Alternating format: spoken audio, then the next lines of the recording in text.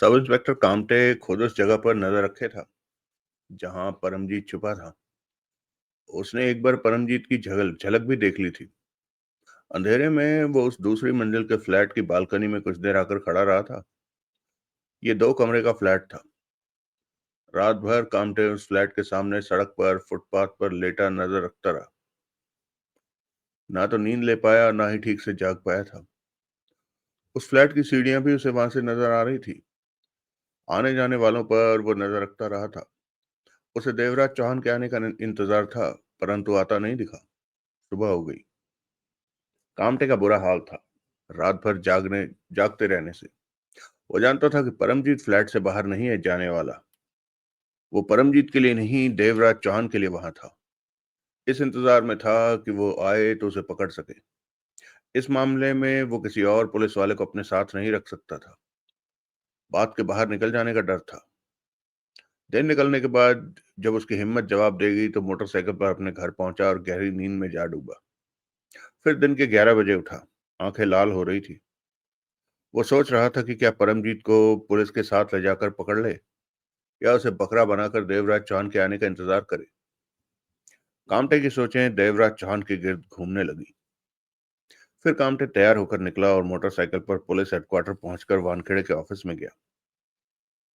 जाने क्यों उसके मन में आया कि इस बारे में वो वानखेड़े से बात कर सकता है। वानखेड़े उसे ऑफिस में ही मिल गया। कैसे आना हुआ कामटे? वानखेड़े की निगाह कामटे पर जा टिकी। सर, मैं आपसे कुछ कहना चाहता हूँ। बैठ जाओ। सब इंस्पेक्टर कामटे बैठा और बोला, सर, ऐसा हो सकता है कि हम जो बात करें वो किसी दूसरे तक न पहुंचे। कामटे का इशारा कमिश्नर बाजरे की तरफ था। ऐसा ही होगा।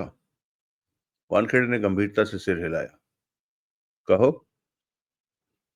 सर, मेरे पास जानकारी है कि दीपक चावला का खास आदमी परमजीत कहां पर है। देर सवेर में देवराज चौहान वहां जरूर आएगा। आप वहां घेरा डलवा दें तो देवराज चौहान को पकड़ा जा सकता है। कामटे ने कहा, देवराज चौहान हर उस इंसान को मारे जा रहा है जो उस दिन होटल में था। वो झंडू आपटे ब्रांडी की हत्याएं कर चुका है। वानखेड़े शांत निगाहों से कामटे को देखता रहा। हमारे सामने एक अच्छा मौका है सर, देवराज चौहान को पकड़ने का। इस काम के लिए मेरे पास वक्त नहीं है कामटे। वानखेड़े ने शांत स्वर में कहा। कामटे चौंका, संभला, फिर बोला, ये आप क्या कह रहे हैं सर?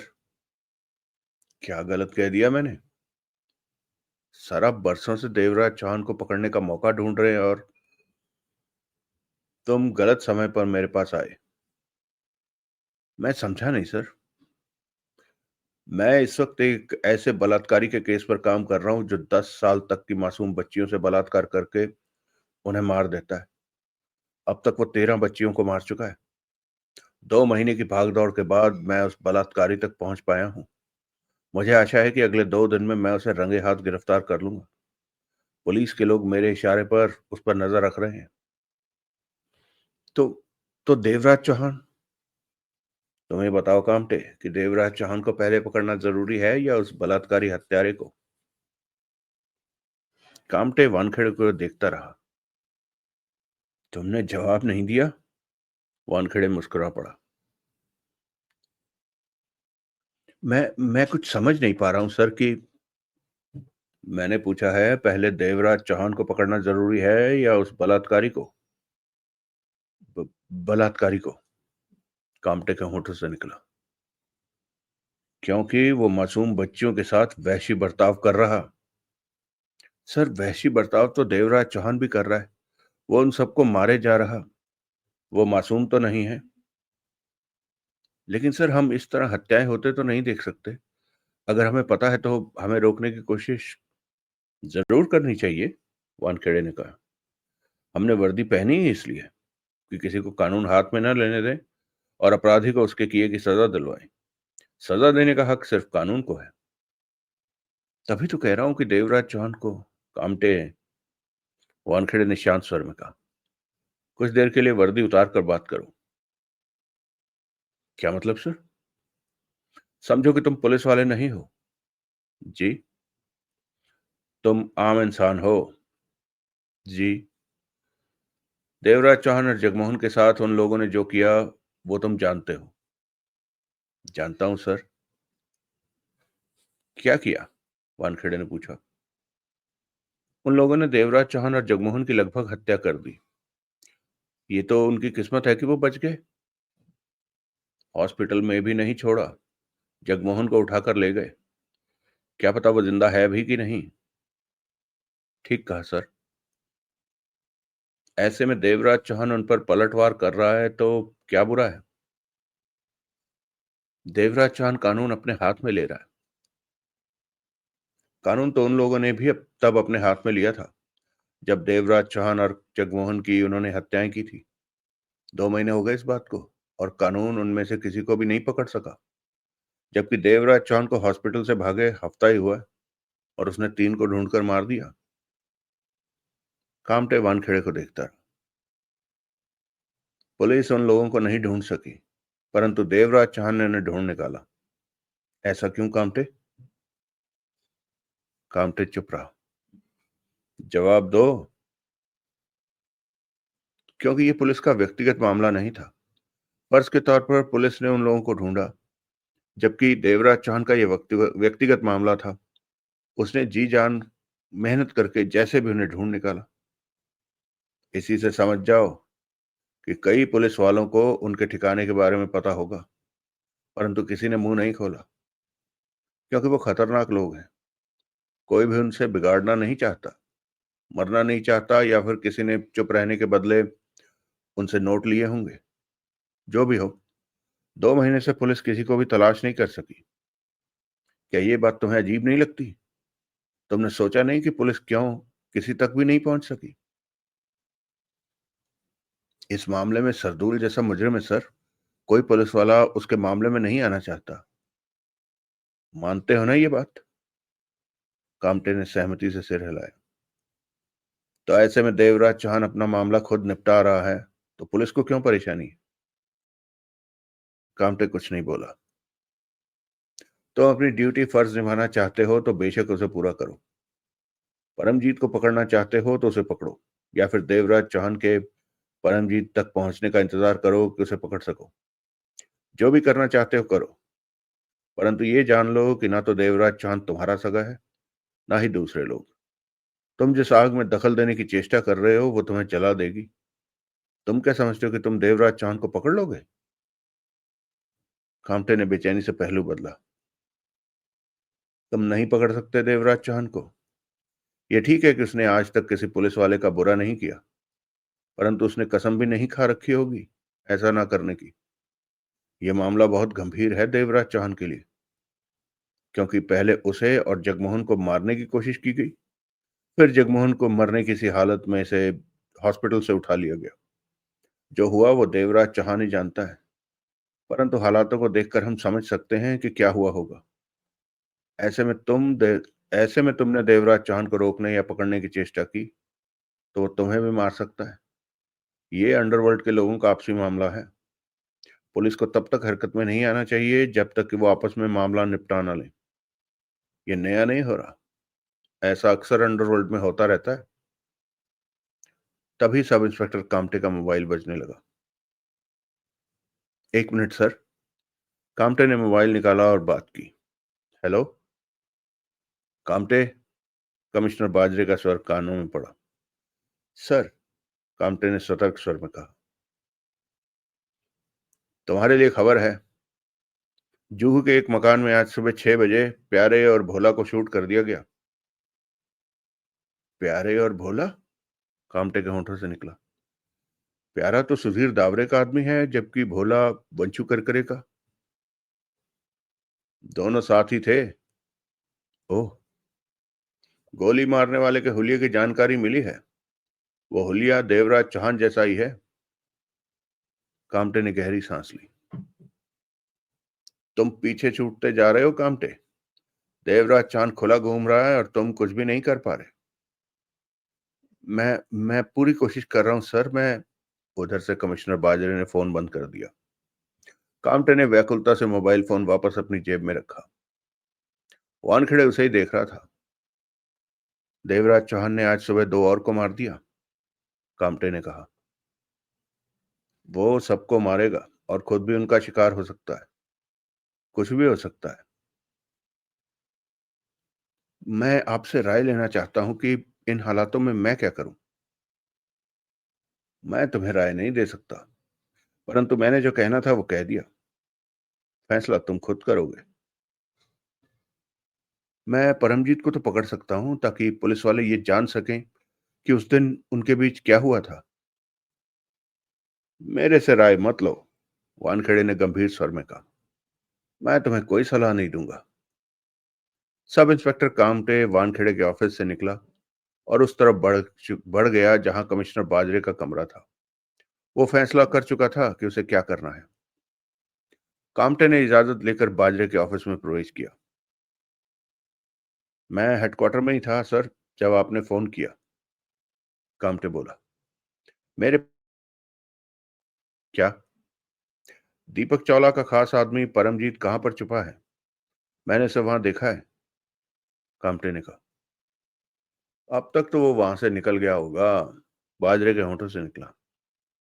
वो वहीं है सर, वहीं पर वो लंबे समय से छिपा हुआ है। हम रेड डालकर उसे पकड़ सकते हैं और उससे जान सकते हैं कि उस दिन आर्य निवास होटल में हुआ क्या था। तो देर किस बात की? बाजरे हाथ बढ़ाकर फोन का रिसीवर उठाता हुआ बोला। परमजीत को फौरन घेर लो। मैं अभी सारे इंतजाम कर देता हूँ। इस सारे काम को तुम संभालोगे कामटे? संभाल लोगे? संभाल लूंगा सर। अगला दृश्य। सब इंस्पेक्टर कामटे अपने साथ 22 हथियारबंद पुलिस वालों को लेकर गया परमजीत को पकड़ने। कोई पुलिस वाला नहीं जानता था कि वो किसे पकड़ने जा रहे हैं। सब कुछ पूरी तरह गुप्त रखा गया कि कोई भेदी पुलिस वाला दीपक चावला या परमजीत को खबर न कर दे। घेरा पड़ने के बाद जब 8 पुलिस वालों के साथ कामटे परमजीत को पकड़ने के लिए सीढ़ियां चढ़ रहा था, तब उसने साथ के पुलिस वालों को बताया कि जिसे पकड़ना है वो दीपक चावला का खास आदमी परमजीत है। परमजीत को पकड़ लिया गया। परमजीत को इतना मौका ही नहीं मिला कि वह मुकाबले पर उतर पाता। उसे पुलिस हेडक्वार्टर के लॉकअप में लाकर रखा गया। उसके बाद उससे पूछताछ शुरू हुई। पूछताछ में कमिश्नर बाजरे, inspector Wankhede, sub inspector Kamte, एक अन्य कमिश्नर के अलावा दो एक्सपर्ट थे। परमजीत ने मुंह खोलने में जरा भी आनाकानी नहीं की। वो जानता था कि बुरी तरह फंस चुका है। सबसे पहले उससे पूछा गया कि के उस दिन आर्य निवास होटल के हॉल में क्या हुआ था। परमजीत ने बताया, सरदूल के जन्मदिन के संबंध में लंच रखा गया था वहां। हमें खबर मिली है कि वहां उस दिन कोई प्लानिंग हो रही थी, एक एक्सपर्ट ने कठोर स्वर में पूछा। नहीं, वो लंच की सामान्य पार्टी थी। उस दिन उस दिन काम धंधा जरा भी नहीं था। सब हंसी मजाक कर रहे थे, परमजीत बोला। मेहमान के तौर पर तुम सब लोग ही वहां थे? हाँ, सुधीर दावरे का आइडिया था कि सरदूल के जन्मदिन पर पार्टी दी जाए। सारा इंतजाम उसी ने किया था। उसने ये पार्टी बड़े होटल में ना रखकर साधारण होटल में रखी ताकि उनकी मौजूदगी पर कोई शक न कर सके। देवराज चौहान और जगमोहन को किसने बुलाया पार्टी में? किसी ने भी नहीं। देवराज चौहान और जगमोहन का हमसे कोई वास्ता नहीं था। तो फिर वो पार्टी में कैसे पहुंचे? वो परमजीत का मुंह खुलता चला गया। सब कुछ बताता चला गया वो। उस दिन जो भी हुआ था सबके सामने खुलता चला गया। वानखेड़े ने सब इंस्पेक्टर कामटे को देखा। कामटे गंभीर नजर आ रहा था। कमिश्नर बाजरे कमर पर हाथ बांधे उस कमरे में टहलने लगा। परमजीत से जो जो पूछा जा रहा था हर बात का जवाब दिया उसने। परंतु वह नहीं जानता था कि दीपक चावला या और लोग इस वक्त कहां छुपे हुए हैं। अगला दृश्य। सब इंस्पेक्टर कामटे जब घर पहुंचा तो रात का 1 बज रहा था। घर के बाहर पहुंचते ही ठिठका। भीतर लाइट जल रही थी। कमरे का दरवाजा खुला हुआ था। चेहरे पर मुस्कान तैरती चली गई। सुनीता का चेहरा आंखों के सामने नाचा। वो वापस आ गई होगी। कामटे तेजी से खुले दरवाजे में भीतर प्रवेश करता चला गया। 3 कदम कमरे के भीतर जाकर एकाएक ठिठक गया। मस्तिष्क को तीव्र झटका लगा। चेहरे पर हैरानी के भाव आ ठहरे। ठीक सामने कुर्सी पर देवराज चौहान बैठा था। हाथ में चाय का प्याला था। उसे देखते ही देवराज चौहान ने पास पड़ी रिवॉल्वर उठाकर उसका रुख उसकी तरफ कर दिया। दोनों की नजरें मिली। तुम यहां? कामटे के होंठों से निकला। आंखों में अविश्वास भरा था। तुमने क्या सोचा दरवाजा खुला देखकर? देवराज चौहान ने शांत स्वर में पूछा। मैंने सोचा सुनीता, मेरी पत्नी, मेरा इंतजार कर रही है। तुम कामटे हो? Sub inspector Kamte? कामटे ने सहमति से सिर हिला दिया। दरवाजा बंद करके आराम से बैठ जाओ। कामटे ने ऐसा ही किया, परंतु देवराज चौहान को अपने घर पर देखकर हैरान था। ये रिवॉल्वर वही है, मेरे वाली? कामटे ने बैठते हुए पूछा। हाँ। इससे तुम आपटे, ब्रांडी और प्यारे की हत्याएं कर चुके हो। और भी मरे हैं इससे। और कौन? कामटे ने गहरी सांस ली। तुम्हें यह जानने की जरूरत नहीं है, देवराज चौहान ने गंभीर स्वर में कहा। कामटे देवराज चौहान को देखने लगा। जब मुझे पता चला कि परमजीत को पुलिस ने गिरफ्तार कर लिया है तो मैंने इस मामले की पूछताछ की। तब तुम्हारा नाम सामने आया। तुमने परमजीत को गिरफ्तार किया और मुझे पकड़ने के लिए भी भागदौड़ कर रहे हो। कामटे ने गहरी सांस ली। बेचैनी से पहलू बदला। टेबल पर देखो क्या पड़ा है। कामटे ने देखा। टेबल पर सिरिंज पड़ी थी, जिसमें दवा दवा भरी हुई थी। इंजेक्शन है। हाँ, तुम जानते ही हो इंजेक्शन कैसे लगाया जाता है। कामटे की आंखें सिकुड़ी। ये इंजेक्शन तुम परमजीत को लगाओगे। ऐसा करते ही 60 सेकंड में वो मर जाएगा। कामटे के होंठ भिज गए। सुना तुमने कि मैंने क्या कहा? देवराज चांद का स्वर कठोर हो गया।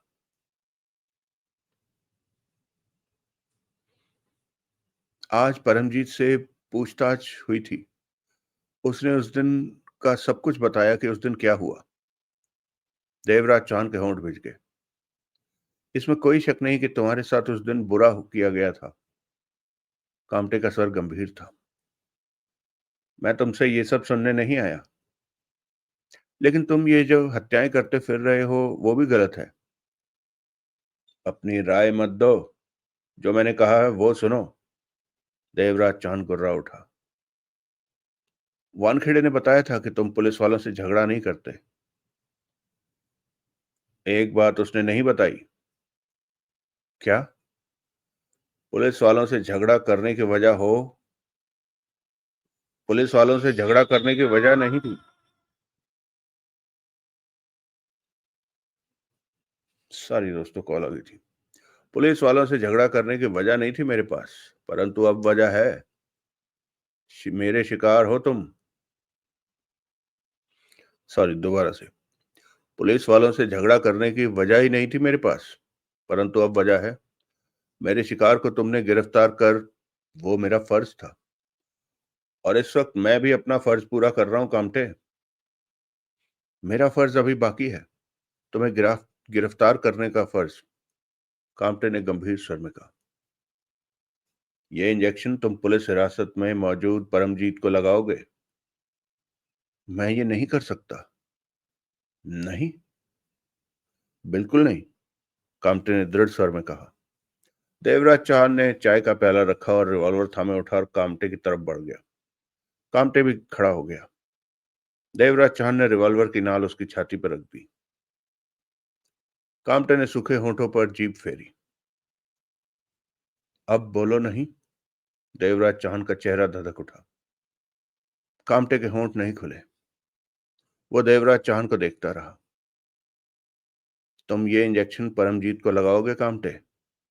देवराज चांद गुर्रा उठा। कामटे के होंठ भिजे रहे। तुमने परमजीत से सब कुछ जाना, जो उस दिन उन्होंने मेरे साथ किया। देवराज चौहान वहशी स्वर में कह उठा। कामटे ने सिर हिलाया। वो सब जानने के बाद भी तुम्हें लगता है कि जो मैं कर रहा हूं वो गलत है? किसी की जान लेने का तुम्हें कोई हक नहीं देवराज चौहान, कामटे ने गंभीर स्वर में कहा। उन्होंने मुझे और जगमोहन को मार दिया था, फिर भी उन्होंने मेरा पीछा नहीं छोड़ा। वो जगमोहन को हॉस्पिटल से, वो पुलिस के हाथों से बच नहीं पाएंगे, सब पकड़े जाएंगे। तुम सब्र रखो, बकवास मत करो। देवराज चांद ने दांत पीसे। सब कुछ जानकर भी तुम चुप हो। तुम, कानून अपना काम कर रहा है। अब तुमने बकवास की तो मैं तुम्हें गोली मार दूंगा, देवराज चांद ने खतरनाक स्वर में कहा। कामटे ने मुंह बंद कर लिया। मैं कल आऊंगा। अगर तुमने परमजीत को इंजेक्शन नहीं लगाया तो तुम्हारी मौत पक्की। तुम पुलिस वाले को धमकी दे रहे हो? मैं इतना मानता हूं कि मेरे शिकार को पुलिस ने पकड़ लिया है। मैं उसकी मौत चाहता हूं। अगर तुमने कल तक उसे इंजेक्शन देकर नहीं मारा तो मैं तुम्हें मार दूंगा।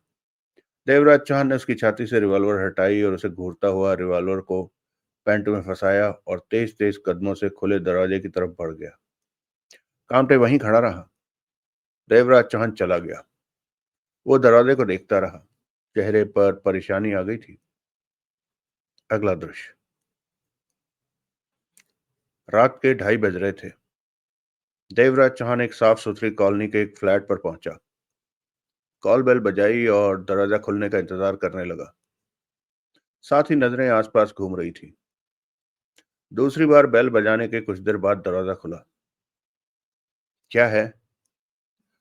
वो 30 बरस की युवती थी और नींद से उठकर आ रही थी। चेहरे पर नाराजगी थी। मुझे पहचाना? देवराज चौहान ने पूछा। बहुत हैं, किस किस को पहचानूं? इस वक्त धंधा करने का मन नहीं है, बाद में आना। इसे पहचानती हो? युवती की नींद से भरी आंखें खुली तो देवराज चौहान को अपनी कमीज को थोड़ा सा ऊपर उठाए देखा। पैंट में फंसी रिवॉल्वर उसने देखी तो उसकी आंखें फैलती चली गई। वो घबरा उठी। तुम्हारे चेहरे से नजर आ रहा है कि तुम रिवॉल्वर की पहचान रखती हो, देवराज चौहान बोला। पीछे हट, मुझे भीतर आने दे, वरना वो रिवॉल्वर निकालकर तेरा भेजा उड़ा दूंगा। स्वर में खतरनाक भाव आ गए थे। वो जल्दी से पीछे हटी। देवराज चौहान ने भीतर प्रवेश करते हुए कहा, दरवाजा बंद कर दे।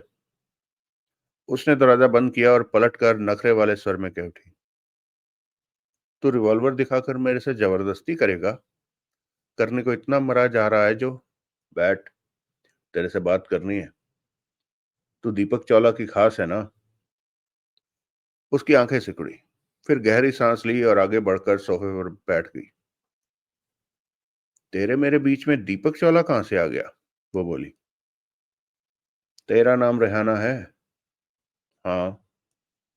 दीपक चावला मुंबई भर के वेश्यालयों से हफ्ता वसूली करता है। जिस्म फरोशी करने वाली दीपक चावला की नजरों में आ जाए तो वो फिर उसे हफ्ता दिए बिना धंधा नहीं कर सकती। हर हफ्ते करोड़ों की वसूली करता है दीपक चावला। हाँ। तूने क्या उसे लूटने का प्रोग्राम बना रखा है? रेहाना बात को समझने की चेष्टा कर रही थी। मुझे दीपक चावला चाहिए, उसका ठिकाना बता। सुना है वो पुलिस के डर से कहीं छिपा बैठा है। तेरे को सब मालूम है, मेरे से कुछ मत पूछ। नहीं बताया तो तेरे सर में गोली मारूंगा। देवराज चौहान गुर्रा उठा। रेहाना ने देवराज चौहान को गहरी नजरों से देखा। जुबान खोल, देवराज चौहान पुनः गुर्राया। मैं अब दीपक चावला की खास नहीं रही, रेहाना ने कड़वे स्वर में कहा। 3 महीने पहले तक मैं उसकी खास थी।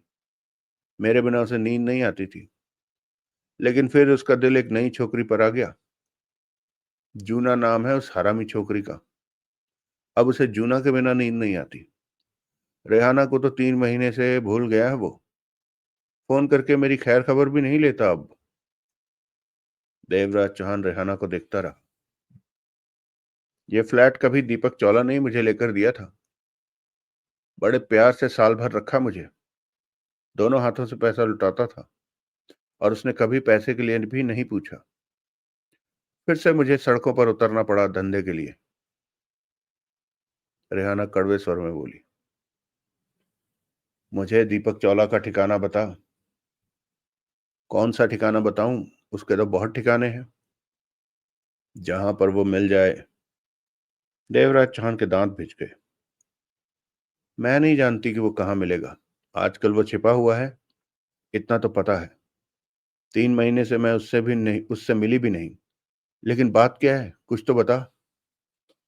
उसे जान से मारना है, देवराज चौहान ने वहशी स्वर में कहा। रेहाना देवराज चौहान को देखती रही, फिर सिर हिलाकर कह उठी। वो इसी लायक है। उसे कई लोग जान से खत्म कर देना चाहते हैं, परंतु वो इस बारे में हमेशा सतर्क रहता है कि कोई उसे मार ना सके। तेरा क्या पंगा हो गया उसने? तेरा क्या पंगा हो गया उससे? क्या उसने तेरी बहन बेटी को उठवा लिया जो? उसने मेरी जान लेनी चाहिए और मेरा दोस्त लापता हो गया। पता नहीं वो किस हाल में होगा। चावला के बारे में जानना है तो झंडू परमजीत सावरकर के पास जा। उन्हें पता होगा। झंडू को मैं मार चुका हूं। परमजीत पुलिस के पास है और सावरकर कहीं छिपा पड़ा है। लंबे ही चक्कर में लगते हो तुम। सबकी खबर है तुम्हारे पास। तेरे को बाजी के पास जाना चाहिए। बाजी? ये दीपक चावला का मैनेजर है। उसकी गैर मौजूदगी में चावला के सारे काम संभालता है। चावला के बारे में कोई बता सकता है तो वो इकलौता शख्स बाजी ही है। बाजी का ठिकाना कहाँ है? रेहाना ने बाजी का ठिकाना बताया। देवराज चौहान फ्लैट से बाहर आ गया। सुबह के 4 बजने जा रहे थे। नींद आंखों में चढ़ने लगी थी। आगे के काम के लिए तरोताजा होकर कुछ नींद लेकर आगे बढ़ना चाहता था। टैक्सी की तलाश में सड़क की तरफ चल पड़ा। आंखों के सामने जगमोहन का चेहरा बार बार आ रहा था कि वो जाने किस हाल में होगा, जिंदा भी होगा या नहीं। अगला दृश्य। कामटे सुबह 9 बजे ही पुलिस हेडक्वार्टर जा पहुंचा। रुमाल में इंजेक्शन लपेट रखा था। चेहरे पर गंभीरता नाच रही। वो वानखेड़े से मिलना चाहता था। वानखेड़े के कमरे में पहुंचा। उसे यकीन था कि वानखेड़े ऑफिस में नहीं होगा, परंतु उसने सोच रखा था कि वानखेड़े से मिलने के लिए उसके आने का इंतजार तक बैठा रहेगा। परंतु कमरे में प्रवेश करते ही वो ठिठक गया। एक तरफ पड़े लंबे सोफे पर वानखेड़े लेटा हुआ था। नींद में था। शरीर पर पैंट कमीज और यहां तक कि पांवों में जूते भी पहन रखे थे। कामटे समझ गया कि वानखेड़े कहीं से बुरे हाल आकर सोया होगा। कामटे ने रुमाल में लिपटा इंजेक्शन टेबल पर रखा और खामोशी से कुर्सी पर बैठ गया। वो वानखेड़े की नींद खराब नहीं करना चाहता था। ज्यों-ज्यों वक्त बीतने लगा, पुलिस हेडक्वार्टर में शोर-शराबा बढ़ने लगा। 10:30 के करीब वानखेड़े की आंख खुली। कामटे को बैठा पाकर उठ बैठा। Good morning sir. कामटे मुस्कुराया। वानखेड़े ने सिर हिलाया। लगता है रात को सोने नहीं मिला। कामटे पुनः बोला। रात उस पुलिस रात उस बलात्कारी को गिरफ्तार किया। सीरियल किलर बलात्कारी। सुबह 7 बजे ही यहाँ पहुंच सका। कहने के साथ ही वानखेड़े उठ खड़ा हुआ। मैं अभी आया, कहकर वानखेड़े बाहर निकल गया। 10 मिनट बाद एक कांस्टेबल चाय के 2 प्याले टेबल पर रख गया। वानखेड़े लौटा। हाथ मुंह धो आया था। बाल भी संवार लिए थे। चाय लो। वानखेड़े ने बैठते हुए टेबल पर पड़े रुमाल को देखा और एक प्याली अपनी तरफ सरकाकर घूंट भरा। सर। कामटे चाय का प्याला अपनी तरफ सरकाता हुआ कह उठा। देवराज चौहान मेरे लिए मुसीबत बन रहा है। क्यों? कामटे टेबल पर पड़े रुमाल को खोलता हुआ बोला। कल रात जब मैं अपने घर पहुंचा तो वो मेरे घर पर बैठा मेरा इंतजार कर रहा था। उसने मुझे ये इंजेक्शन दिया कि मैं परमजीत को लगा दूं। अगर मैंने ऐसा नहीं किया तो वो मुझे मार देगा। वानखेड़े के होंठ सिकुड़े। उसने इंजेक्शन को देखा। उसने बताया कि इसमें क्या है? नहीं सर, लेकिन उसने कहा कि इसे लगाते ही 1 मिनट में परमजीत मर जाएगा। ज़हर ही होगा इसमें, कांटे गंभीर स्वर में कह रहा था। उसका कहना है कि परमजीत मेरा शिकार है, उसे गिरफ्तार नहीं करना चाहिए था।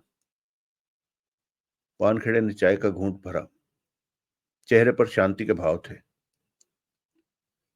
अब मैं क्या करूं सर? देवराज चौहान आज फिर मेरे पास आएगा, उसने कहा। हाँ सर, वो खतरनाक है। मुझे तो लगा कि वो रात ही मुझ पर गोली चला देगा। लेबोरेटरी से टेस्ट कराओ तो पता चले कि इंजेक्शन में कैसा जहर है। टेस्ट तो मैं करा लेता हूं सर, परंतु देवराज चौहान, तो उसकी फिक्र मत करो तुम। वो तुम्हें कोई नुकसान नहीं पहुंचाएगा, क्योंकि तुम पुलिस वाले हो, वानखेड़े बोला। सर, उसने मुझे मार दिया तो? वो रात ही बहुत गुस्से में था। नहीं मारेगा, मेरा विश्वास करो। आपका विश्वास? उसने मुझे मार दिया तो मैं आपके विश्वास का क्या करूंगा? कामटे ने आहत स्वर में कहा। वानखेड़े के चेहरे पर मुस्कान उभरी। बेहतर होगा कि तुम अपनी सुरक्षा का इंतजाम कर लो। जब घर जाओ तो बाहर 5-10 पुलिस वाले। परंतु सर, अभी तो आप कह रहे थे कि देवराज चांद मुझे नहीं मारेगा, कामटे के होठों से निकला। वो तो मैं अब भी कह रहा हूं, लेकिन तुम्हें मेरी बात का विश्वास नहीं, इसलिए अपनी सुरक्षा का इंतजाम कर लो। ये तो सर मेरा गला फंसने वाली बात हो गई, कामटे परेशान स्वर में कह उठा। वानखेड़े ने चाय का घूंट भरा। मैं तो आपके कहने पर देवराज चांद के मामले से पीछे हट गया था और सिर्फ परमजीत को गिरफ्तार किया। परमजीत से जब जाना कि आर्य निवास होटल में क्या हुआ था, तो तब मैंने सोचा कि देवराज चांद जो कर रहा है करता रहे, मैं इस मामले में दखल नहीं दूंगा। लेकिन अब देवराज चौहान ही मेरे पीछे पड़ गया है। मेरी मानो तो मस्त हो जाओ, तुम पुलिस वाले हो। देवराज चौहान तुम्हें कुछ नहीं कहेगा। पक्का सर? कामटे का स्वर शंका से भरा था। मेरी तरफ से तो पक्का ही है।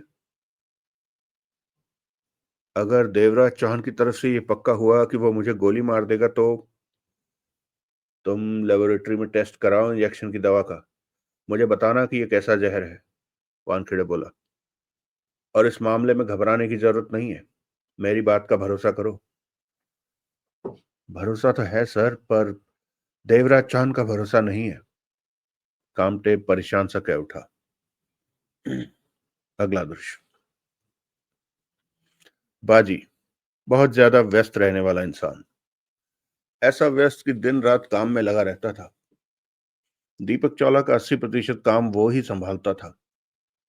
किस वेश्यालय से कब हफ्ता लेना है, किसे डंडा चढ़ाना है, कौन से सेक्स रैकेट से कितना हफ्ता लेना है।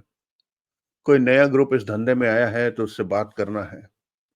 हर वक्त उसके मोबाइल बजते रहते थे, उसके आदमी हर वक्त दौड़ते रहते थे। हालत ये थी कि खाना खाते खाते भी वो मोबाइल पर बात करता रहता था। घर बार तो था नहीं, जिस ठिकाने से सब कुछ संभालता था वहीं पर सोता रहता था। 50 बरस का बाजी, शराब ना पीने वाला, पतला लंबा इंसान था। अक्सर व्यस्तता के कारण उसकी शेप बढ़ी रहती थी। कभी कभार ही उसका चेहरा चमकता दिखाई देता था। इन दिनों दीपक चावला अंडरग्राउंड हुआ पड़ा था। हमेशा की तरह बाजी ही उसके सारे कामों को संभाले हुए था। बाजी पर दीपक चावला को पूरा भरोसा था। सर्वे सर्वा वही जो था। इस वक्त दिन का 1 बज रहा था। बाजी अपने टेबल पर मौजूद कुर्सी पर बैठा मोबाइल पर बात कर रहा था। टेबल पर 8-10 मोबाइल पड़े थे, जिनमें से 2 बज रहे थे। बात खत्म करके बाजी ने दूसरा मोबाइल उठाया और बात करने लगा। इतना व्यस्त रहने की उसे आदत हो चुकी थी। वहां 4 आदमी कुर्सियों पर बैठे थे। हर वक्त उसके पास आदमी रहते थे। जाने कब किसे कहां भेजना पड़ जाए। उसके आदमी आते जाते रहते थे उसके पास। टेबल पर पड़ा बजता फोन बंद हो गया और पुनः बजने लगा। बाजी ने बात खत्म करके बजता फोन उठाया और बात की। हेलो। बाजी, देवराज चांद की आवाज कानों में पड़ी। हाँ। तू कौन? मैं तेरे काम की बात बता सकता हूँ। बोल। मैं 2 ऐसे सेक्स रैकेट को जानता हूँ जो तुम लोगों से छिपकर धंधा कर रहे हैं, ताकि चौला को हफ्ता ना देना पड़े। एक ग्रुप में 12 लड़कियां हैं, दूसरे में 20। अच्छा, बता कौन है वो? मुझे क्या मिलेगा? खबर सही है तो 25,000। खबर सही है, परंतु 25,000 कम है। तू क्या चाहता है? कम से कम 50,000 तो मिले। 50 मिलेगा तेरे को। अब बता उन लोगों का पता ठिकाना। पहले नोट लूंगा फिर बताऊंगा। तेरे को बाजी पर भरोसा नहीं? भरोसा है, लेकिन मैं अपने नोट गिन लेना चाहता हूँ। मेरे पास आजा, पता सुन। मैं नहीं आ सकता, क्योंकि मैं भी एक ग्रुप के बीच में से ही हूँ। अपने को छिपा कर रखना चाहता हूँ। तेरे किसी आदमी की नजरों में भी नहीं आना चाहता। तू 50,000 के साथ अकेला मुझसे मिल। मेरे पास तेरे को कोई नहीं पहचानेगा। मैं खतरा नहीं लेना चाहता। तू 50,000 के साथ अकेला मुझे मिलेगा? हाँ तो बोल, नहीं तो फोन बंद। तू मुझे तकलीफ देगा आने की? बता, किधर आना है?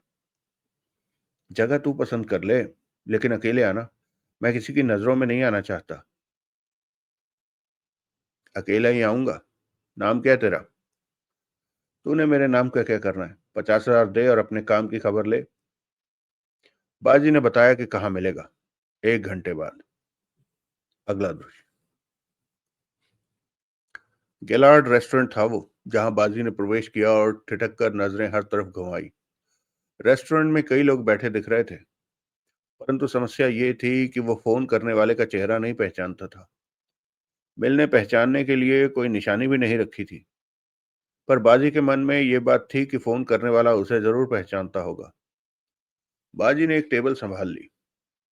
वेटर ने पानी रखकर ऑर्डर के लिए पूछा। मेरा साथी आने वाला है, बाजी बोला। वेटर चला गया। तभी देवराज चौहान ने रेस्टोरेंट में प्रवेश किया। देवराज चौहान बाहर ही था।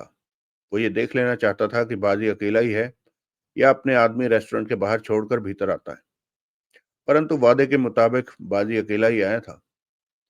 देवराज चौहान उसकी टेबल पर पहुंचा। बाजी ने सिर उठाकर उसे देखा। मैंने ही तुम्हें फोन किया था, देवराज चौहान बोला। बैठो। बाजी ने कुर्सी की तरफ इशारा किया। 50,000 लाए हो? हाँ। तुम? तो यहां बैठने की जरूरत नहीं है। चलो मेरे साथ, मैं तुम्हें इन दोनों जगहों के ठिकाने बता देता हूँ। बाजी उठा और देवराज चौहान के साथ रेस्टोरेंट से बाहर आ गया। उधर मेरी कार खड़ी, बाजी ने कहना चाहा। चलो, तुम्हारी कार में ही सही, देवराज चौहान बोला। अकेले हो? हाँ, तुम इतना डर क्यों रहे हो? क्योंकि मैं उन्हीं लोगों का साथी हूं और मैं नहीं चाहता कि वो जाने कि मैंने तुम्हें उनके बारे में बताया है। मैं इस बारे में किसी से कुछ नहीं कहूंगा। शुक्रिया। दोनों कार में बैठे। बाजी ने कार आगे बढ़ा दी। जाना कहाँ है? देवराज चौहान ने रिवॉल्वर निकाली और बाजी की कमर से लगा दी। बाजी बुरी तरह चौंका। कार चलाते चलाते देवराज चौहान को देखा। ये क्या? सामने देख, देवराज चौहान खतरनाक स्वर में गुर्राया। बाजी सामने देखना लगा। वो परेशान सा दिखने लगा। तुम मेरा नाम जानना चाहते थे? देवराज चौहान ने शब्दों को चबाकर कहा। मेरा नाम देवराज चौहान है। बाजी हड़बड़ाया। कार पल भर के लिए डगमगाई, फिर संभल गई। देवराज चौहान ने उसकी कमर से रिवॉल्वर हटा ली, परंतु हाथ में पकड़े रहा। बाजी ने सूखे होंठों पर जीभ फेरी।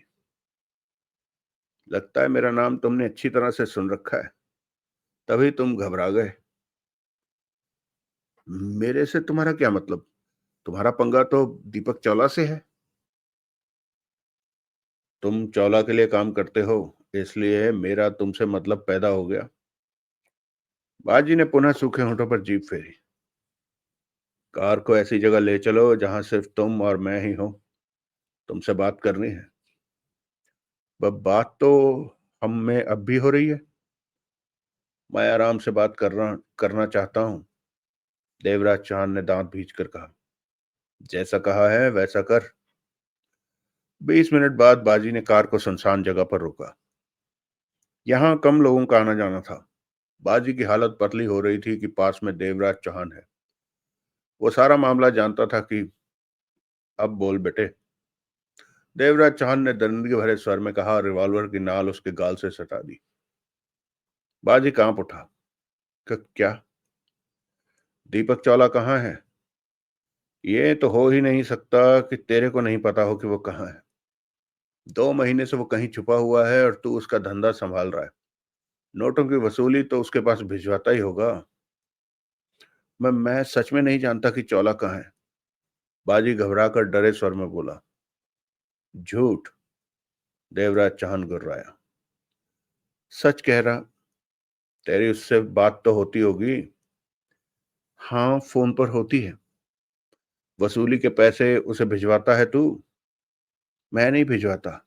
बाजी कह उठा। उसका कोई आदमी आकर ले जाता है। पहले वो मुझे फोन कर देता है कि नोट तैयार रखूं। ऐसे ही सब कुछ चल रहा है। मैं नहीं जानता कि वो कहाँ है। मुझे दीपक चौला चाहिए। ये रिवॉल्वर पीछे करो।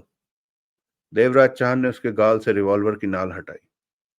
बाजी गहरी गहरी सांसें लेने लगा। देवराज चांद क्रूर नजरों से उसे देखता रहा। बाजी ने उसे देखा। अगर तूने दीपक चावला का पता नहीं बताया तो। नहीं जानता मैं। मां कसम मैं नहीं। बाहर निकल। देवराज चौहान गुर्राया। क्या? बाजी घबरा उठा। बाहर निकल। बाजी ने कांपते हाथों से दरवाजे का हैंडल दबाया और दरवाजा खोलकर बाहर निकला। उसके चेहरे पर भय फैला था। देवराज चौहान ने रिवॉल्वर की नाल सीधी की और दरिंदगी से बोला। चौला का ठिकाना बता। नहीं जानता। उसी पल फायर का तेज धमाका हुआ। बाजी की चीख गूंजी और वो तड़प कर नीचे जा गिरा। देवराज चौहान ने दांत भींचे, कार का दरवाजा खोला और बाहर निकलकर बाजी के पास पहुंचा। बाजी की टांग में गोली लगी थी। वो नीचे पड़ा तड़प रहा था। अब तूने चौला का पता ना बताया तो गोली तेरे सिर में होगी। देवराज चौहान क्रूरता से कह उठा। चौला का पता ठिकाना नहीं जानता, पर शायद करकरे तक पहुंचने का रास्ता तुम्हें पता चल जाए। दर्द में तड़पते बाजी ने कहा। पीड़ा के कारण आंखों में आंसू आ गए थे। दोनों हाथों से उसने टांगे थाम रखी थी। वंशु करकरे? हाँ हाँ, वही। बता। कल मौली उसके पास गई थी। चौला का फोन आया था कि कड़क लड़की करकरे को चाहिए। मैंने मौली को भेजा था। कोई आदमी आकर किसी बताई जगह से उसे ले गया था। शायद वो जानती हो कि वंशु करकरे कहाँ है। मौली का पता बता। बाजी ने दर्द में फंसे मौली नाम की लड़की का पता बताया। उसी पल देवराज चांद ने रिवॉल्वर सीधी की और ट्रिगर दबा दिया। गोली बाजी के सिर में जा लगी। अगला दृश्य। मौली बहुत खुश थी। नोट ही नोट थे उसके पास। यूं तो सिक्के खनकते हैं, परंतु आज तो मौली के पर्स में भरे नोट खनक रहे थे। वो 21 बरस की थी। इंतहाई खूबसूरत। हाथ लगे तो मैली हो, ऐसी। सड़क पर निकले तो देखने वाले देखने लगे मुड़ मुड़ के। उसमें खोट थी तो केवल एक यही कि वो जिस्मानी धंधा करती थी। परंतु उसे देखकर वो ये बात सोच भी नहीं सकता था कोई। यूं वो झोपड़पट्टी में पली बड़ी थी। 18 की हुई तो चौला की नजर उस पर पड़ी तो उसे अपने धंधे में खींच लिया। ले देकर मौली की माँ ही तो थी सिर्फ। उसे भी नोटों की जरूरत थी और इस काम में उसने चौला का पूरा साथ दिया। नतीजा ये हुआ कि झोपड़पट्टी से उठकर फ्लैटों में पहुंच गई माँ बेटी। चावला ने मौली का हुलिया तक बदल डाला। उसका बोल चाल, उठना बैठना सब सिखाया पढ़ाया। बहुत जल्दी मौली ने अपनी अदाओं का कमाल दिखाना शुरू कर दिया। बाजी मौला को बाजी मौली को हर जगह नहीं भेजता था। सिर्फ खास खास ग्राहक के पास भेजता था, जो कि एक रात की भारी कीमत देते थे। यूं चौला ने मौली का दिल भर कर इस्तेमाल किया था। 3 सालों में मौली ने खूब नोट कमाए थे। बाजी उसकी रात का जितना भी वसूले, परंतु उसे 50,000 देता था। इस तरह उसकी 5-6 रातें महीने में लग जाती थी और 2-3 लाख रुपया उसके पल्ले पड़ जाता था। लेकिन बीती रात तो जैसे उसकी लॉटरी खुल गई। बाजी ने उसे ये कहकर भेजा कि चौला के दोस्त के पास जाना है और एक पैसा भी उससे नहीं लेना है। वो गई। वंशु करकरे के पास उसे पहुंचाया गया। वंशु करकरे उसके लटके झटकों में रात भर आसमान की सैर करता रहा। मौली ने उसे इतना खुश कर दिया कि करकरे से उसे इनाम के तौर पर 3 लाख मिल गए। इतना पैसा एक साथ पहली बार उसके हाथ आया था। सुबह 6 बजे उसे घर छोड़ दिया गया। 4 घंटे की नींद ली, फिर नहा धोकर माँ के हाथ का बना नाश्ता किया और नोटों को पर्स में भरकर शॉपिंग करने बाजार चल पड़ी। कार थी उसके पास, ड्राइवर था। उसके बाद शाम 4 बजे फ्लैट पर पहुंची। ड्राइवर ने 4 चक्कर लगाकर लगभग 20 लिफाफे फ्लैट में पहुंचा दिए। ये तू क्या पैसे बर्बाद करती फिर रही है? उसकी माँ कह उठी। तेरे लिए 4 साड़ियां लाई हूं। पैसे बचा।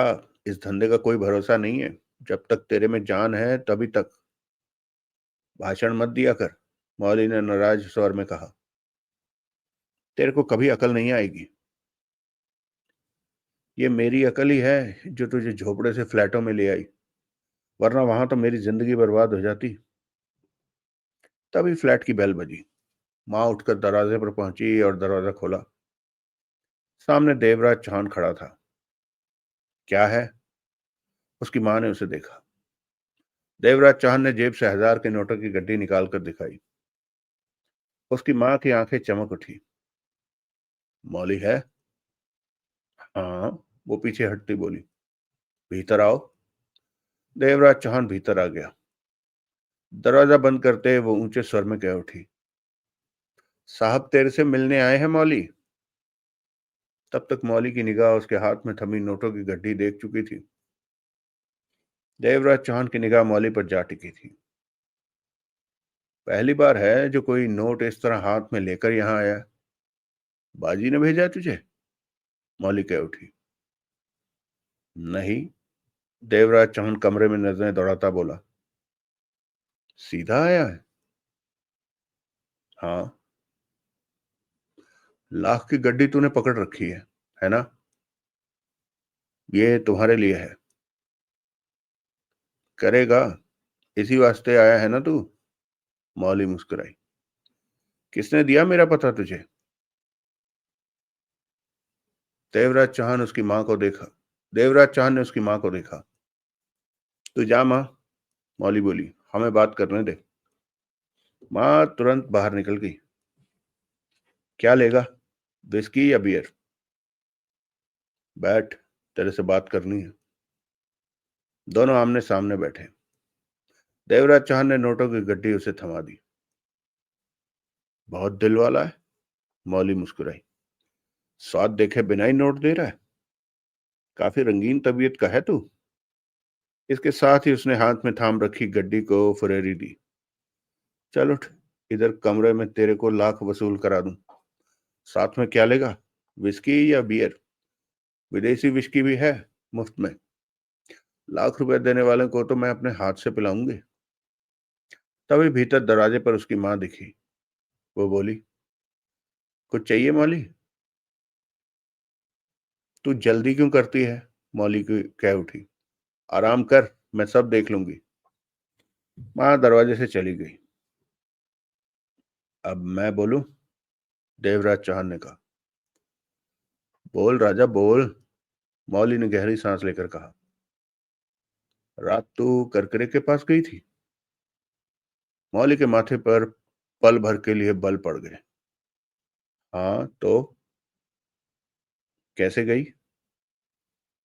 करकरे का आदमी आया, ले गया। कहाँ? मलाड समंदर के किनारे। वहां से छोटी सी बोट में समंदर में गई। करकरे समंदर में मौजूद बोट में था। करकरे ने बताया कि आजकल वो बोट में ही रह रहा है। तेरा उससे क्या वास्ता? क्यों पूछ रहा है? मौली ने सामान्य स्वर में कहा। बोट का रंग कैसा था? नीला और सफेद। जो जानकारी देवराज चांद को चाहिए थी वो मिल गई थी। कितने आदमी थे बोट में? चार पांच ही दिखे। लेकिन तू कौन है और ये सब क्यों पूछ रहा है? चलता हूं। देवराज चांद उठ खड़ा हुआ। मौली हड़बड़ा उठी। कहाँ जा रहा है तू? जो तू समझती है मैं उसके लिए नहीं आया था। देवराज चांद दरवाजे की तरफ बढ़ता कह उठा। कमाल है। तू पागल तो नहीं जो लाख रुपया यूं ही मुझे देकर जा रहा है? देवराज चौहान दरवाजा खोलकर बाहर निकल गया। मौली हैरान परेशान सी वहीं बैठी, कभी दरवाजे को देखती तो कभी हाथ में थमी नोटों की गड्डी को। वो समझ नहीं पा रही थी कि क्या हुआ है। अभी अभी वो उसे लाख रुपया क्यों दे गया है। तभी उसकी माँ ने कमरे में कदम रखा और कह उठी। गया वो? लाख रुपया भी ले गया क्या? जरूर तूने उसे कोई बात कह दी होगी। मौली ने तीखी नजरों से उसे देखा, फिर गड्डी दिखाकर बोली, लाख रुपया मेरे पास है। ओह, गया वो? हाँ। उसकी मां ने तुरंत आगे बढ़कर दरवाजा बंद कर लिया। लेकिन वो तुझे लाख क्यों दे गया? कुछ किया भी नहीं। उसने करकरे के बारे में पूछा कि मैं उससे कहाँ मिलने गई थी। मैंने बताया तो वो सुनकर चला गया। पर लाख रुपया वो तेरे को क्यों दे गया? गड़बड़ है माँ। कैसे? करकरे बता रहा था कि उसे पुलिस का और किसी आदमी का खतरा है, तभी वो यहाँ बोर्ड पर छिपा है। और ये आदमी मुझसे करकरे का ठिकाना पूछकर चला गया। ये बात मुझे बाजी को बतानी चाहिए। तू चुप बैठ। तेरे को क्या पड़ी है इन बातों में पढ़ने की? अगर ये आदमी करकरे के पास गया और इसने उसे बता दिया, मेरे को मेरे से उसे पता जाना है, तो करकरे मुझे छोड़ेगा नहीं। बाजी को बता दूंगी तो वो करकरे को सावधान कर देगा कि ऐसी कोई बात हुई है। कहने के साथ ही मौली बाजी का मोबाइल नंबर मिलाने लगी।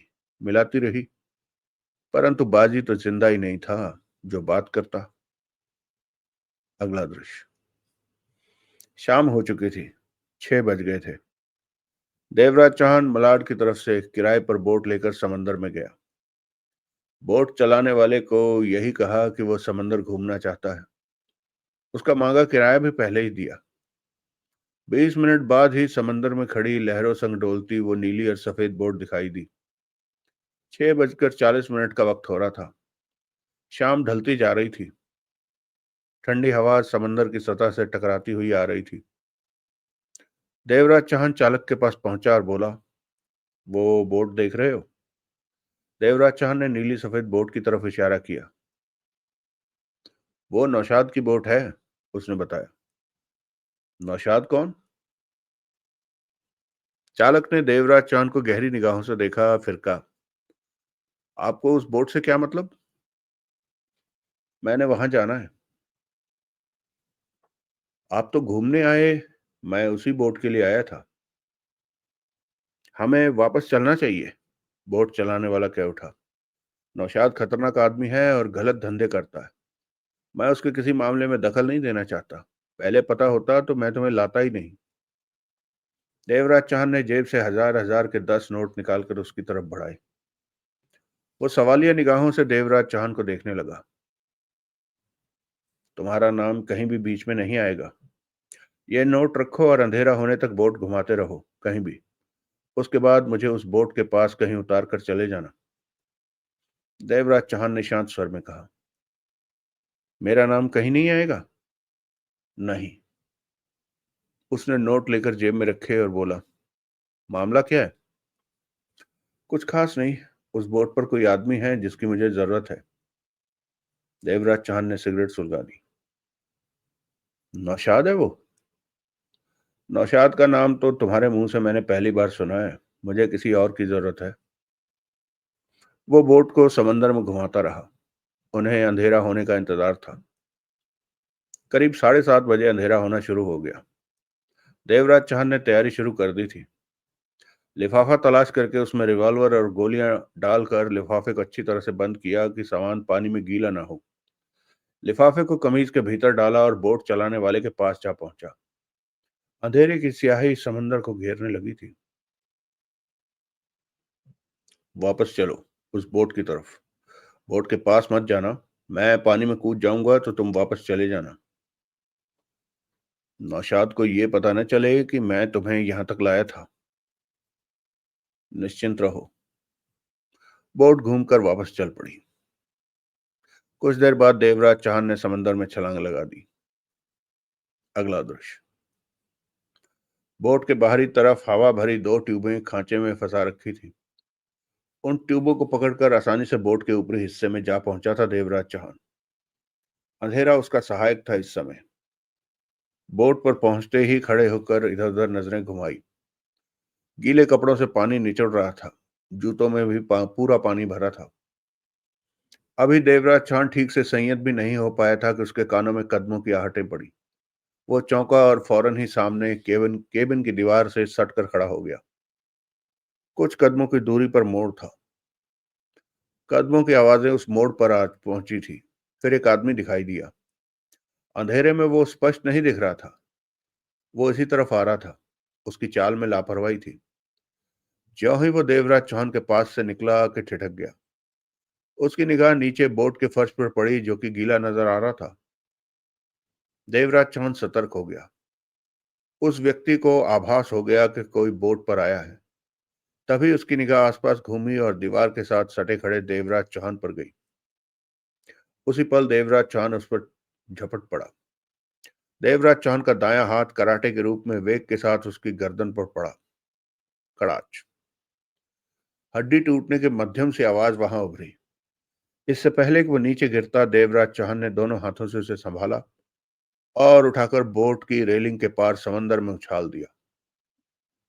छपाक की मध्यम सी आवाज उभरी, फिर सब कुछ शांत पड़ गया। देवराज चौहान के दांत भिजे हुए थे। आंखों में वहशी चमक नाच रही थी। उसने कमीज के भीतर हाथ डालकर लिफाफा निकाला और उसे खोला। रिवॉल्वर लिफाफे से निकालकर कमीज में रखी और गोलियों को जेब में भर लिया। यही वो पल थे कि उसके कानों में कदमों की आहट पड़ी और उसी ओट से एक आदमी और प्रकट हुआ जो इसी तरफ आ रहा था। देवराज चौहान के जिस्म में दरिंदगी भरी लहर दौड़ पड़ी। वो खड़ा उसे आता देखता रहा। यहाँ क्या कर रहा है पप्पू? पास आता वो आदमी बोला। देवराज चौहान खड़ा था। वो पास आया और पलक झपकते ही जोरदार घूंसा देवराज चौहान के पेट में मारा। पेट थामे देवराज चौहान कराह के साथ दोहरा होता चला गया। तभी उस व्यक्ति ने अपनी बाह का घेरा देवराज चौहान के गले के गिर्द डाला और बाह कस ली। देवराज चौहान छटपटा पड़ा। अंधेरा ही सही, वो आदमी गुर्रा कर बोला। पर मैंने तेरे आकार से इतना तो जान ही लिया था कि तू बोट का कोई आदमी नहीं। बता, कौन है तू और बोट पर क्यों है? देवराज चौहान ने गले में लिपटी उसकी बाह ढीली करनी चाहिए, परंतु वो कसी रही। कौन है तू? वो पुनः गुर्राया। उसी पल देवराज चौहान ने कोहनी का तीखा वार पीछे उसके पेट पर किया। वो कुछ छटपटाया। गले का दबाव ढीला हुआ तो देवराज चौहान ने उसकी बाह पर दांतों से काट खाया। उसने तड़प कर गले में लिपटी बाह हटाई। देवराज चौहान फुर्ती से घूमा और एक हाथ से उसके सिर के बाल पकड़े, दूसरा हाथ उसके पेट पर रखा और एक ही झटके के साथ उसे उछालते हुए समंदर में फेंक दिया। छपाक की आवाज उभरी। देवराज चौहान ने कमीज में हाथ डालकर रिवॉल्वर निकाल ली। तभी वो आदमी पानी पर दिखा और जोर जोर से उसे गालियां देने लगा, परंतु उसकी आवाज ज्यादा दूर तक सुनाई नहीं दे रही थी। खुला समंदर था, आवाज गूंजती भी कैसे। रिवॉल्वर थामे देवराज चौहान उस मोड़ की तरफ बढ़ गया। वो सतर्क था। यहाँ वंशु करकरे जैसे यहाँ वंशु करकरे जैसे खतरनाक इंसान था तो उसके लिए साथी भी कम खतरनाक नहीं होंगे। मोड़ पर पल भर के लिए छिटका, झांका। उस तरफ कोई नहीं दिखा तो वो दबे पांव आगे बढ़ गया। भिजे दांत, वहशी चेहरा। कुछ कदमों के बाद वो ठिठका। सामने ही नीचे जाने के लिए सीढ़ियां नजर आ रही थी। वो 6 सीढ़ियां लग रही थी। देवराज चांद ने आसपास देखा, फिर रिवॉल्वर थामे सीढ़ियां नीचे उतरने लगा। एक एक सीढ़ी वो बेहद सावधानी से बेआवाज उतर रहा था। 4 सीढ़ियां ही उतरा था कि उसके कानों में बातों की मध्यम सी आवाज पड़ने लगी। बाकी की 2 सीढ़ियां भी उतरा तो सामने 3 फीट चौड़ी गैलरी के पार रोशनी देखी। आवाजें वहीं से आ रही थी। देवराज चौहान रिवॉल्वर थामे सावधानी से उसी तरफ बढ़ गया। वो रोशनी के करीब जा पहुंचा, ठिठका, भीतर झांका। शानदार कमरा था वो। एक तरफ बेड लगा हुआ था, नीचे कारपेट बिछा था, टीवी चल रहा था। आवाजें उसी की आ रही थी। दीवार पर पेंटिंग लगी थी। जरूरत का हर सामान था वहां। बैठने के लिए सोफे की कुर्सियां रखी हुई थी, परंतु देवराज चौहान की निगाह तो वंशु करकरे पर टिक चुकी थी। वो बनियान और लुंगी पहने था, हाथ में टीवी रिमोट और नजरें टीवी पर थी। देवराज चौहान का खून खौल उठा, धधक उठा था चेहरा।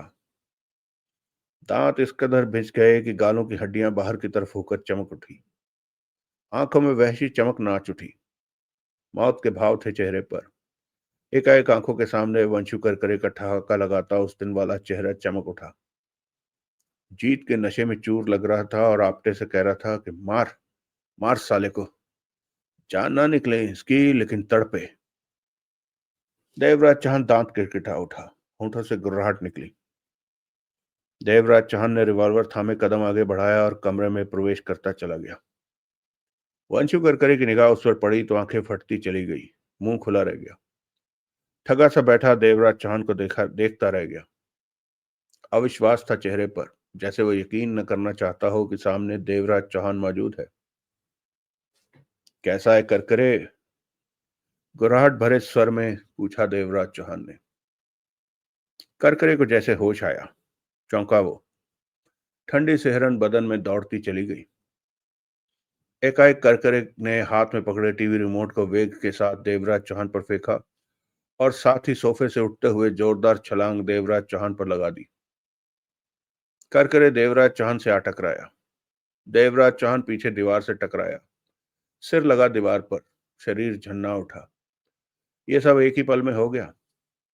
इससे पहले कि वो संभलता, वंशु करकरे ने देवराज चौहान की रिवॉल्वर वाली कलाई पकड़कर दीवार के साथ लगा दी और एक के बाद एक देवराज चौहान के पेट में घूंसे मारता चला गया।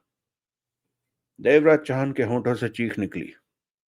पीड़ा इतनी हुई कि रिवॉल्वर वाला हाथ खुद ब खुद ही खुलता चला गया। रिवॉल्वर हाथ से नीचे जा गिरी। चेहरा पीड़ा से धधक उठा। तभी करकरे ने सिर की जोरदार चोटें उसके चेहरे पर की। देवराज चौहान तड़प उठा। सिर पुनः दीवार से जा टकराया। करकरे ने पुनः उसके पेट में घूंसा मारा। चंद पलों में ही देवराज चौहान का बुरा हाल हो गया था।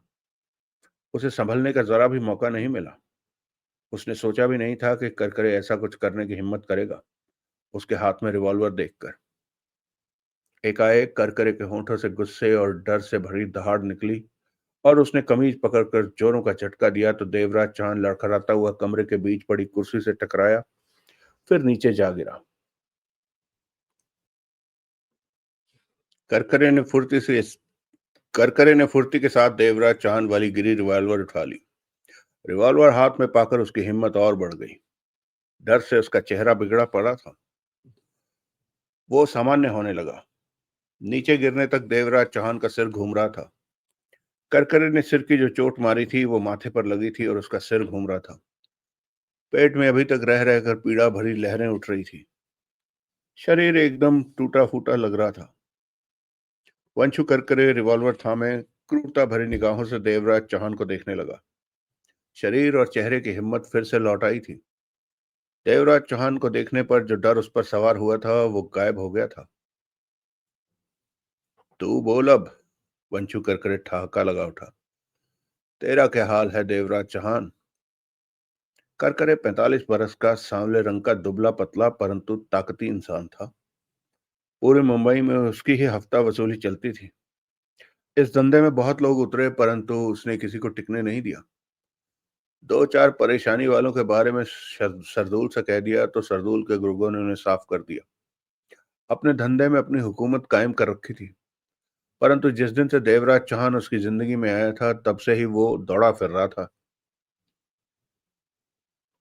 देवराज चौहान अब संभलता जा रहा था। दिमाग ने फिर से ठीक से काम करना शुरू कर दिया था। वो जानता था कि बाजी पलट गई है। करकरे उसकी आशा से कहीं ज्यादा फुर्तीला निकला था। गलती उसकी थी, जो उसने नहीं सोचा कि करकरे घबरा कर उस पर हमला भी कर सकता है। पेट में अभी भी दर्द की लहरें उठ रही थी। सिर की टक्कर लगने से माथा भिन्नाया हुआ था। देवराज चौहान उठ बैठा। करकरे उससे 5 कदमों की दूरी पर रिवॉल्वर लिए खड़ा खतरनाक ढंग से मुस्कुरा रहा था। हैरानी है कि तू मेरे तक आ पहुंचा। किसने बताया तुझे मेरा ठिकाना? करकरे ने कड़वे स्वर में कहा। मौली ने। वो हरामजादी, उसने मेरा ठिकाना तुझे। वो नहीं जानती थी कि वो क्या कर रही है। उसने तो यूं ही तुम्हारे बारे में बता दिया। वो मुझे नहीं जानती। साली कुतिया। देवराज चौहान करकरे को देखने लगा। मेरे आदमियों ने तुझे रोका नहीं? एक को मारकर समंदर में फेंक दिया, दूसरे को जिंदा ही फेंक दिया। बाकी दो इंजन केबिन में होंगे, करकरे ने वहशी स्वर में कहा। बोल, अब तेरा क्या करूं? देवराज चौहान के दांत भिज गए। मुझे मारने आया था तू? तुझे जिंदा रहने का कोई हक नहीं है। तू कौन होता है हक का तमगा देने वाला? साले, तुझे तो पहले ही मर जाना चाहिए था। 50 दिन तू कोमा में रहा लेकिन बच गया। तेरी मौत मेरे ही हाथों लिखी थी। अकेला आया? हाँ। काम शेरन जैसे करता है और हिम्मत गीदड़ों जैसी है। करकरे दांत किटकिटाकर बोला। तभी तुम सब छिपे पड़े हो तब से। बकवास मत कर। ये तो पुलिस का पंगा है, वरना तेरे से कौन डरता है।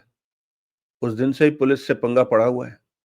हम सब की तलाश में पुलिस पीछे हटने का नाम नहीं ले रही। करकरे खतरनाक स्वर में कह रहा था। वरना तेरा काम तो हम सब ने कब का। जगमोहन का क्या किया? जगमोहन? करकरे ने उसे देखा। इतनी जल्दी भूल गए उसे? सुना है उसे कोई अस्पताल से उठाकर ले गया, जबकि वो मरने की हालत में था। देवराज चौहान के दांत भिज गए। ये काम मैंने किया होता तो मुझे खुशी होती, पर मुझे जगमोहन के बारे में कोई खबर नहीं। देवराज चौहान मौत की निगाहों से उसे देखता रहा। तूने भोला को मारा, आपटे को मारा। वो मेरे खास आदमी थे। वंशु करकरे गुर्रा उठा। दोनों शेरों की तरह एक दूसरे को देखते रहे। बहुत अच्छा किया जो तू यहां आ गया। तेरी लाश समंदर में फेंकूंगा और किसी को पता भी नहीं लगेगा। तभी कदमों की आहट गूंजी। कोई तेजी से सीढ़ियां उतर रहा था। करकरे चौंका और सतर्कता से रिवॉल्वर पकड़े एक तरफ हो गया। करकरे साहब, पुकारते हुए एक आदमी ने भीतर प्रवेश किया। अपना आदमी आया पाकर करकरे ने राहत की सांस ली। ये वही आदमी था जिसे देवराज चौहान ने समंदर में फेंका था। इस वक्त वो भी पूरा भीगा हुआ था। वहां पहुंचते ही उसने करकरे को रिवॉल्वर थामे देखा। फिर देवराज चौहान पर नजर पड़ी तो उस पर गुस्से से झपट पड़ा। कमीने हरामी, तूने मुझे समंदर में फेंका? देवराज चौहान ने पास पहुंच चुके उस व्यक्ति के पेट पर दोनों हाथ रखे और उसे एक तरफ उछाल दिया। वो कुर्सी से टकराता नीचे जा गिरा। देवराज चौहान फुर्ती से खड़ा हो गया। हिलना मत। करकरे गुर्रा उठा। नीचे गिरे व्यक्ति का गुस्सा डबल हो गया। वो तड़प कर उठा कि करकरे बोला। नौशाद, कुछ मत करो। लेकिन ये। चुप रहो। ये देवराज चौहान है। ओह। नौशाद चौंका और देवराज चौहान को घूरने लगा। मुझे मारने आया था लेकिन पासा पलट गया। देवराज चौहान को घूरता करकरे कड़वे स्वर में बोला। इसकी लाश तुझे ही उठाकर समंदर में फेंकनी है। उठा लेगा? भारी तो नहीं लगता ये? ऐसे दो को भी उठा लूंगा। नौशाद ने जहरीले स्वर में कहा। जो कुतिया कल रात यहां आई थी उसी ने इसे मेरा ठिकाना बताया। मौली? नौशाद के होठों से निकला। वही कमीनी। इसकी लाश को समंदर में फेंक कर उस कुतिया को भी निपटा देना। नौशाद देवराज चौहान को घूरता रहा। इतना ही बता दो कि जगमोहन जिंदा है या मर गया। देवराज चौहान ने भिचे स्वर में पूछा। नहीं जानता। खतरनाक स्वर में कहते हुए करकरे ने रिवॉल्वर वाला हाथ सीधा किया। ये पुलिस की रिवॉल्वर है। देवराज चौहान ने फौरन कहा। फिर तो अच्छी बात है। करकरे ठहाका लगाता हुआ कह उठा। पुलिस वालों की रिवॉल्वर इस्तेमाल करने का मौका भाग्य वालों को ही मिलता है। वरना उनकी रिवॉल्वर की गोली ही हम जैसों पर चलती है। धाएं। फायर की आवाज फायर की तेज आवाज गूंजी। देवराज चौहान को 2 पल पहले ही एहसास हो गया था कि वो गोली चलाने जा रहा है। देवराज चौहान ने गोली से बचना चाहा, कुछ बचा, परंतु गोली उसकी बाह को छीलती हुई निकल गई। इसके बाद देवराज चौहान रुका नहीं। उसने फुर्ती से पास पड़ी पड़ी कुर्सी उठाकर करकरे पर फेंकी। कुर्सी करकरे को बुरी तरह जा लगी, सीधी छाती और रिवॉल्वर वाले हाथ से टकराई। रिवॉल्वर हाथ से निकली और वो खुद दीवार से जा टकराया। इतना मौका बहुत था देवराज चौहान के लिए। देवराज चौहान ने छलांग लगाई और नीचे गिरी रिवॉल्वर थाम ली। नौशाद जो हक्का बक्का खड़ा था वो एकाएक देवराज चौहान पर झपटा। देवराज चौहान ने दांत भींच कर ट्रिगर दबा दिया। आगे बढ़ते नौशाद की छाती पर गोली जा लगी। इसके साथ ही देवराज चौहान ने जगह छोड़ दी।